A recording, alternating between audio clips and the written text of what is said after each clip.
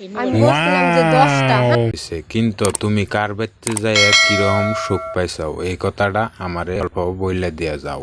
হ্যাঁ, 10টা বিয়ে হয়েছে, 10টা স্বামী আমারে বলুক যে আমি কার কাছ থেকে কি নিয়ে আইছি। আসলতে কথাটা অনেকই রং হয়েছে পুরুষ পোলাগো, কারণ কি মানুষ রে বাবা।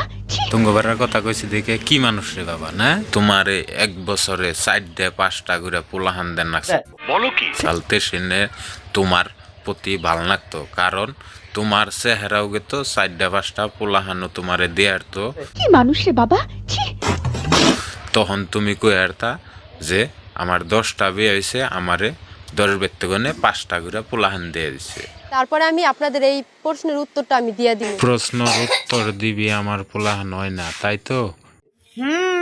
আমি বুঝে গিয়েছি। কিন্তু জল্লাদ শাহজাহানের কাছে আর 2 দিন থাকলে তোর পোলাহান ওই এই ছাড়তো।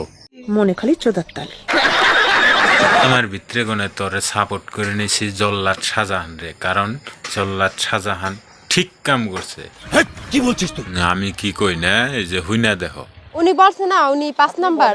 মেডিকেলের সহায় নিয়ে তরে বুঝিয়ে দিছে আমি কিরকম চিজ, বুঝছত নি? না, 10 জনের নাম আমি বলতে পারবো না। জনের নগে যে শুন ঘুম পাড়ছাও হেসুন তো খুব শান্তি লাগছে।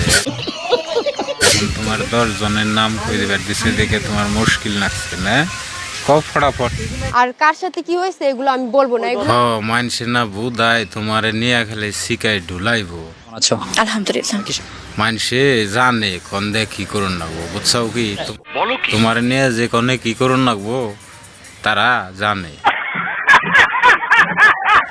ভাই 10 জনের কাছে তুমি যাও নাই, বুঝো না? 10 জনের ভিতরে একজন গার্লফ্রেন্ড না ওয়াইফ। জন হইলেও মালদার আছে, বুঝছো কি? তোমার যে কে মনি করা করছে গো, তাই ওই 10 জন কোথায় আছে না না আছে সেটা আমি জানি না। খবর রাখার দরকার নাই, কারণ জল্লাদ শাহজাহান তোমার প্রতি রানিং আছে।